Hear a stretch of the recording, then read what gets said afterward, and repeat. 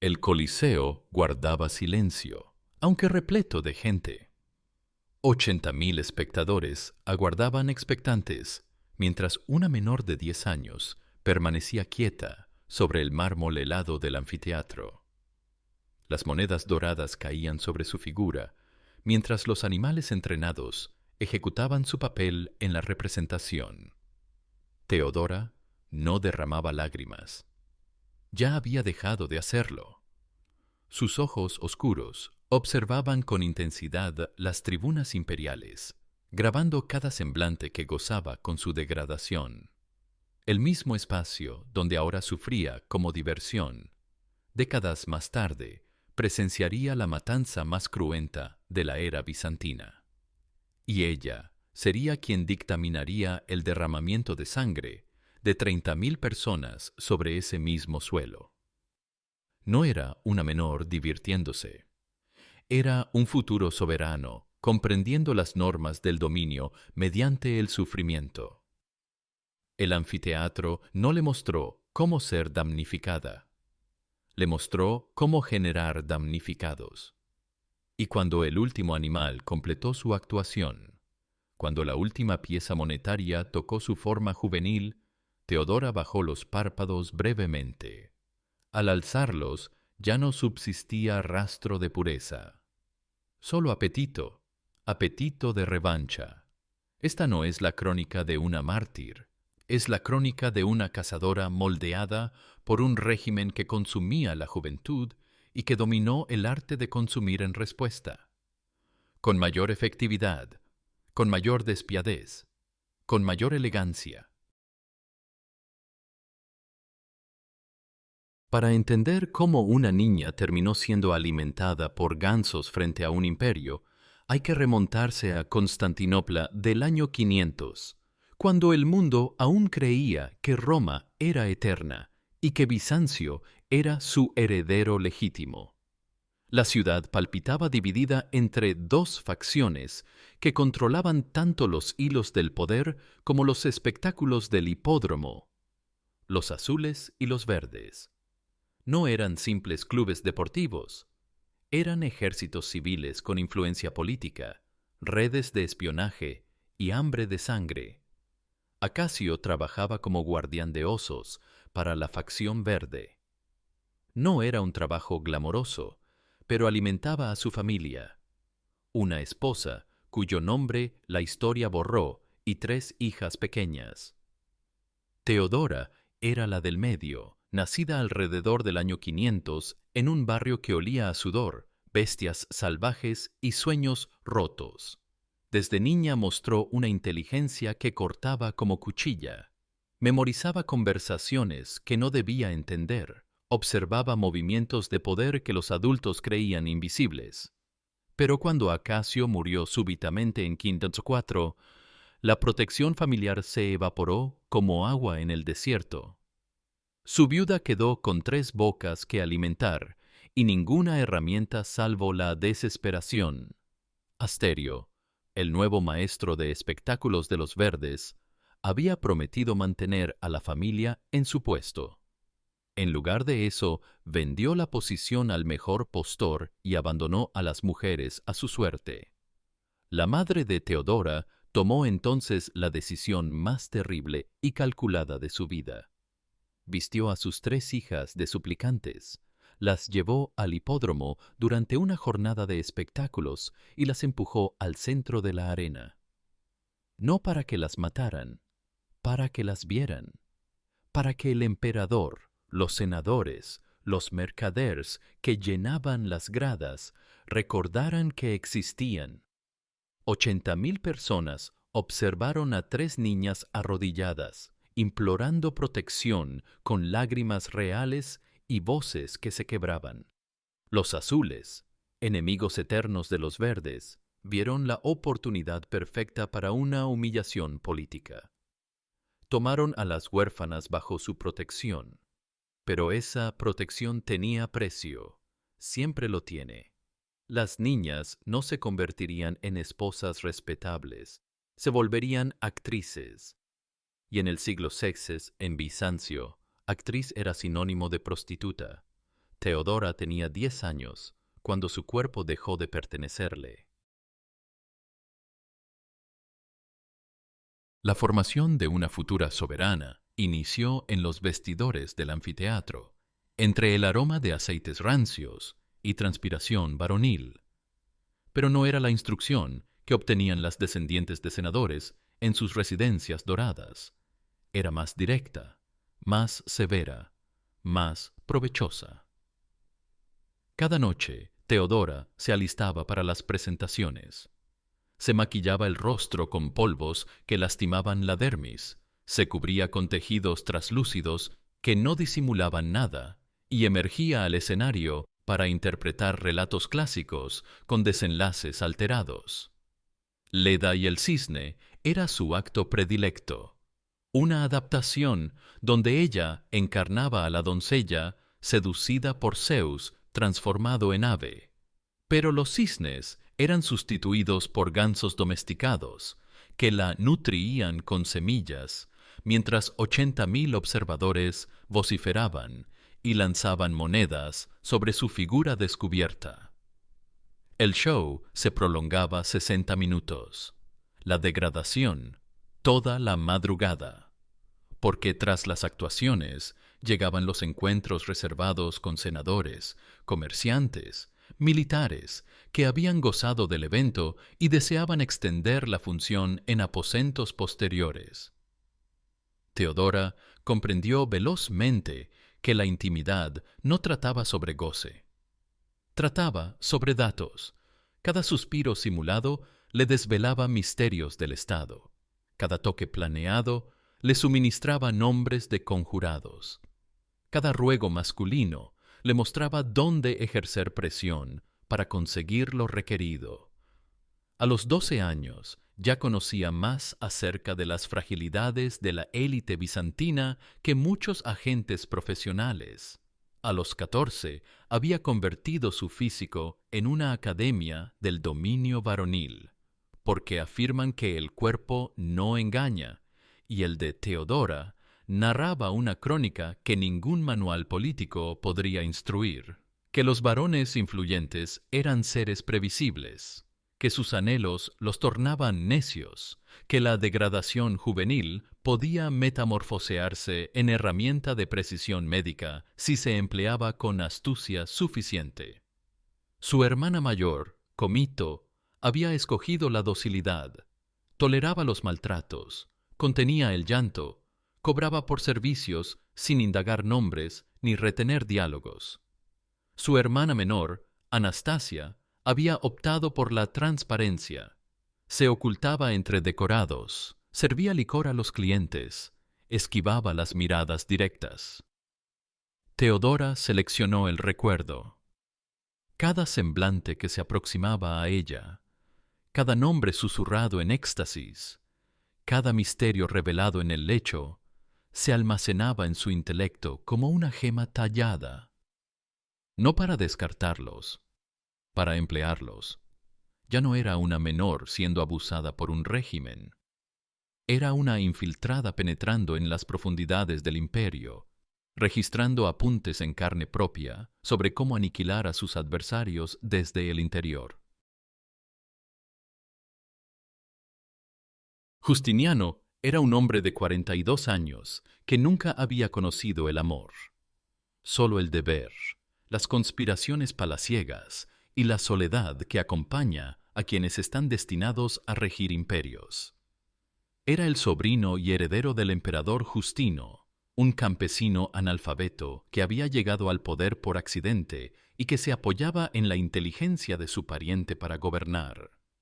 Cuando Teodora lo vio por primera vez, supo exactamente qué tipo de hombre tenía enfrente.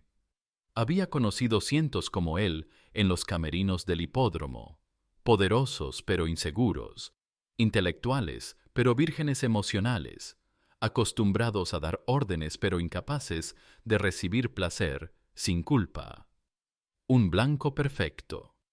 La seducción fue una campaña de precisión militar.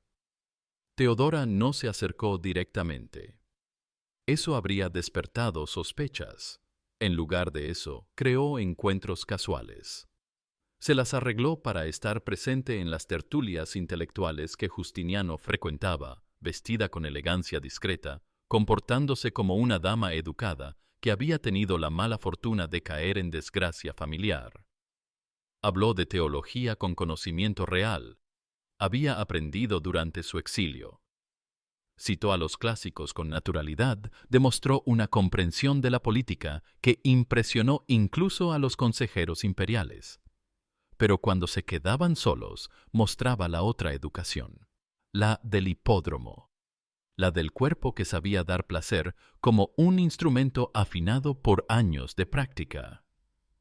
Justiniano, que había vivido 4 décadas en celibato political, descubrió que existían formas de éxtasis que ningún libro de filosofía mencionaba. En 6 meses, el futuro emperador era adicto, no solo al sexo, a ella, a su inteligencia, a su comprensión intuitiva del poder, a la forma en que podía descifrarlo mejor que él mismo. Teodora no era solo su amante, se había convertido en su cerebro político, pero había un obstáculo. La emperatriz Eufemia, esposa de Justino y mujer que había nacido en la aristocracia genuina. Eufemia veía en Teodora exactamente lo que era: una actriz prostituta que había seducido al heredero imperial. Se opuso al matrimonio con la ferocidad de una madre protegiendo a su hijo de una enfermedad contagiosa. Durante 2 años, Eufemia bloqueó cualquier posibilidad de boda oficial. Justiniano podía mantener a Teodora como concubina, pero jamás como esposa imperial. Las leyes romanas prohibían explícitamente que un senador se casara con una actriz, y el emperador era más que un senador. Hasta que Eufemia murió, súbitamente, en 524. Algunos dijeron que fue un ataque cardíaco, otros murmuraron sobre veneno. Lo único cierto es que 3 meses después de su funeral, Justino modificó las leyes para permitir que exactrices arrepentidas pudieran contraer matrimonio legal. El 1 de julio de 525, en la Basílica de Santa Sofía, ante la cúpula más grande de la cristiandad, Teodora caminó hacia el altar, vestida con púrpura imperial, corona de perlas, y una sonrisa que contenía décadas de venganza. La niña, que había sido violada por gansos frente a 80.000 espectadores, se casaba con el hombre más poderoso del mundo, no por amor, por justicia poética. Pero el verdadero poder no se obtiene en las bodas, se conquista en las batallas, y la primera batalla estaba a punto de comenzar. El 13 de enero de 532, Constantinopla se despertó en llamas. Por primera vez en siglos, las facciones azules y verdes habían dejado de odiarse entre sí para unirse contra un enemigo común: Justiniano y su esposa ex prostituta. La revuelta de Nica, nombrada así por el grito de batalla «¡Vence!», no era solo una protesta ciudadana, era un intento de golpe de Estado que buscaba derrocar al emperador y masacrar a Teodora. La ciudad entera se había convertido en campo de batalla. Los rebeldes quemaban edificios públicos, asaltaban palacios, proclamaban emperador a Hipacio, sobrino de un emperador anterior. Desde las ventanas del gran palacio, Justiniano podía ver las columnas de humo elevándose hacia el cielo como dedos acusadores. Durante 5 días, la rebelión creció. Los soldados imperiales no se atrevían a atacar a 100.000 ciudadanos armados. Los senadores comenzaron a abandonar el palacio. Los consejeros susurraban sobre la conveniencia de huir hacia Anatolia y reorganizar el gobierno desde allí. Justiniano, el hombre que había soñado con reconquistar el imperio romano completo, se veía reducido a planificar su escape como un ladrón común. Fue entonces cuando Teodora tomó la palabra. En el salón del trono, ante los restos de la corte imperial, pronunció las palabras que cambiarían la historia bizantina. La púrpura es una mortaja hermosa. Quien ha sido emperador no puede vivir en el exilio. Si quieres huir, tienes barcos y oro. Pero yo me quedaré aquí, porque hay una verdad que he aprendido. La venganza no se sirve fría. Se sirve hirviendo. Era más que un discurso. Era una declaración de guerra. Teodora había identificado la oportunidad perfecta. Los rebeldes se habían refugiado en el hipódromo, el mismo lugar donde ella había sido humillada como niña. 100.000 ciudadanos amotinados, encerrados en el espacio cerrado, donde había aprendido que el poder se toma, no se pide. El plan fue de una simplicidad brutal. Belisario y Mundo, los mejores generales del imperio, rodearon el hipódromo con sus tropas, no para negociar, para exterminar. Teodora había dado órdenes específicas. Ni prisioneros, ni clemencia. La misma arena que había absorbido su sangre infantil ahora bebería la sangre de sus enemigos. La masacre duró 3 horas. 30.000 personas murieron en el hipódromo esa tarde. El lugar donde Teodora había aprendido a odiar se convirtió en el altar donde sacrificó su dolor. Cuando terminó, cuando el último rebelde exhaló su último aliento sobre la arena empapada de sangre, Teodora había enviado un mensaje que resonaría durante décadas. Tocar a la emperatriz equivalía a firmar una sentencia de muerte masiva. Sin prisioneros, sin perdón, sin misericordia, solo cadáveres flotando en un mar de venganza que había tardado 28 años en servirse. La niña violada se había convertido en la mujer más temida del mundo civilizado. La masacre de Nika fue solo el comienzo. Durante 16 años, hasta su muerte en 548, Teodora construyó una red de espionaje y chantaje sin precedentes, extendida desde Ravenna hasta Alejandría. Convertía las humillaciones aprendidas en el hipódromo en armas de Estado. Conocía los vicios y miedos de cada poderoso y los usaba para mantener el control absoluto. Sus agentes principales fueron eunucos y espías infiltrados en todos los niveles, secretarios que leían cartas, confesores que traicionaban secretos sagrados, mayordomos atentos a cada conversación. Macedonia, su confidente del hipódromo, dirigía un burdel de lujo que funcionaba como centro de recolección de información. Senadores, generales y mercaderes pagaban por placer, pero recibían cadenas invisibles de chantaje. El verdadero genio de Teodora era manipular, no destruir. Hacía que los rivales se aniquilaran entre sí. Correspondencias filtradas, planes militares saboteados, fortunas aristocráticas hundidas en tribunales. El terror no era físico, sino psicológico. Nadie sabía cuánto sabía la emperatriz, pero todos temían que fuera demasiado. Quienes la desafiaban caían de forma ejemplar. Juan el Capadocio fue arruinado mediante una conspiración fingida que involucró a su propio hijo. El Papa Silverio terminó exiliado y muerto de hambre por cartas falsificadas. Amalasuntha, reina de los ostrogodos, fue asesinada por una red de agentes invisibles. Cada ruina llevaba su firma oculta. Teodora había aprendido que el poder verdadero es invisible. Se siente, se teme, pero no se toca. Y bajo su reinado de terror psicológico, el imperio bizantino se expandió y permaneció estable. Pero la verdadera venganza de Teodora no se midió en cadáveres. Se escribió en códigos legales que transformarían la civilización occidental.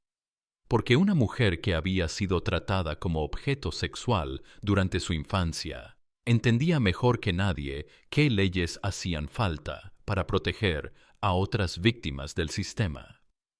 En 542, Teodora promulgó reformas que parecían progresistas, pero nacían del trauma personal convertido en política pública.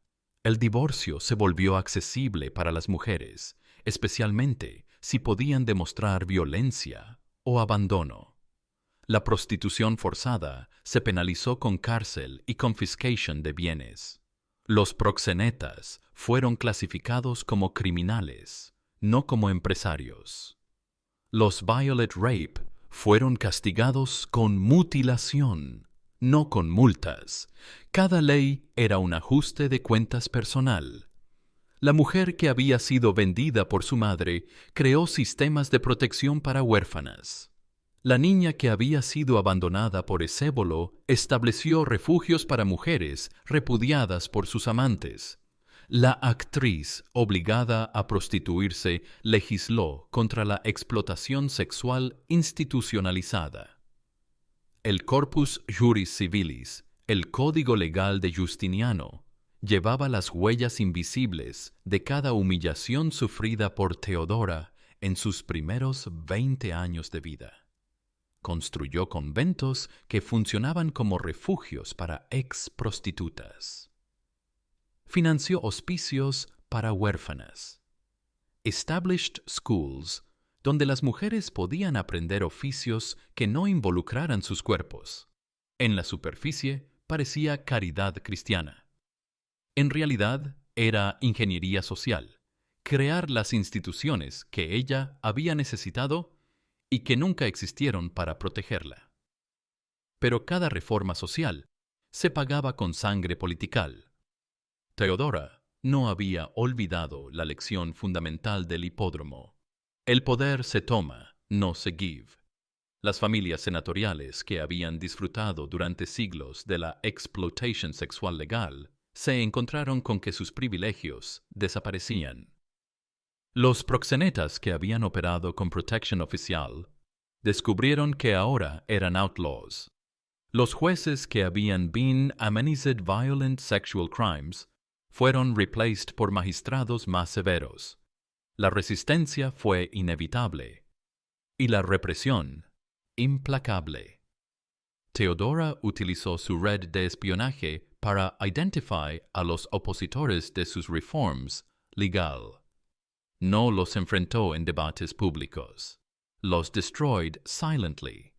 Un senador que criticaba las leyes de divorcio discovered que su propia wife had evidence of his adultery. A magistrate who refused to apply the new anti-prostitution laws found himself accused of accepting bribes from brothel owners. Un merchant who protested against the confiscations found his accounts under investigation for tax fraud. El terror was the lubricant that made social progress possible. Each advance in women's rights was paid for with the political destruction of men who opposed them.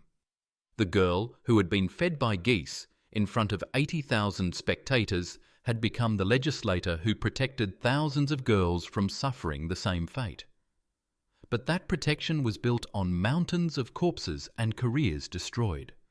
The codes she wrote outlasted the empire that created them. Roman law, with Theodora's modifications, became the legal foundation of Western civilization. Divorce rights, protection for sexual assault victims, penalties for human trafficking, laws that seem progressive today, were born from the vengeance of a traumatized child who acquired absolute power. Siglos después, when archaeologists excavated the Hippodrome of Constantinople, they found something curious in the center of the arena. A layer of earth darker than the rest, as if the sand had been soaked in something that changed its composition forever. Chemical analyses confirmed what history had always suspected. Blood, lots of blood, from different epochs. The blood of the animals sacrificed in shows. The blood of gladiators who died for entertainment. the blood of the girl who was humiliated with trained geese, and the blood of 30,000 rebels who died in the Nika massacre, all mixed in the same earth, as if the arena had been designed to be a permanent altar of pain. Today, what remains of the Hippodrome is a tourist square in Istanbul. Children play where Theodora once learned that power is taken, not given. Tour guides explain the history of chariot races, but few mention the girl who was fed by geese, or the empress who ordered the massacre, because some truths are too uncomfortable to be included in tourist routes. But the laws she wrote survive. Every divorce decree granted to a battered woman, every conviction of a human trafficker, every protection granted to a sexual assault victim carries the invisible signature of the girl who was violated in front of 80,000 spectators and who decided that never again would the system create victims without paying a price. Esta es la historia de Teodora de Bizancio. No fue una santa, ni una víctima, ni una heroína. Fue una depredadora forjada por un sistema que devoraba la infancia y que aprendió a devorar de vuelta con más eficiencia. Su venganza transformed an empire, but the price was perpetuating the cycle of violence that had created her. Porque hay niñas que cuando crecen forgive, y hay otras que when crecen recuerdan.